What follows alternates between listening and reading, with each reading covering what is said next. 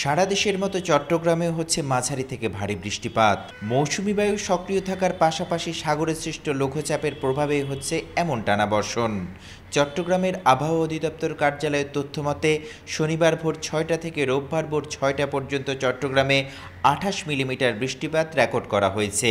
এছাড়া রোববার ভোর ৬টা থেকে দুপুর ১২টা পর্যন্ত দেশের সর্বোচ্চ বৃষ্টিপাত হয় চট্টগ্রামে।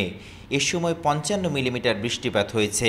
টানা বর্ষণের ফলে চট্টগ্রামের নিচু এলাকাগুলোতে সৃষ্টি হয়েছে জলাবদ্ধতা, ফলে অফিসগামী মানুষদের পড়তে হয়েছে চরম ভোগান্তিতে। এসএসসি এর সমমানের পরীক্ষা শুরু হওয়ায় তীব্র বৃষ্টিপাতের মধ্যে যানবাহন না পেয়ে দুর্ভোগে পড়েন শিক্ষার্থী ও অভিভাবকরা। আবহাওয়ার পূর্বাভাসে বলা হয়েছে আরও ৩ দিন এমন টানা বৃষ্টিপাত হতে পারে। এতে পাহাড় ধসের শঙ্কা করছেন আবহাওয়াবিদরা।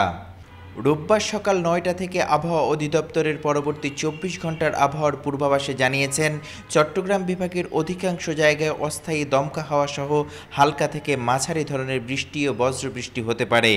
সেই সাথে কোথাও কোথাও মাঝারি থেকে ভারী থেকে অতি ভারী বর্ষণ হওয়ার সম্ভাবনা রয়েছে। এ সময় দিন ও রাতের তাপমাত্রা কিছুটা কমে যেতে পারে। নিউজ ডেস্ক, দেশ বর্তমান, চট্টগ্রাম।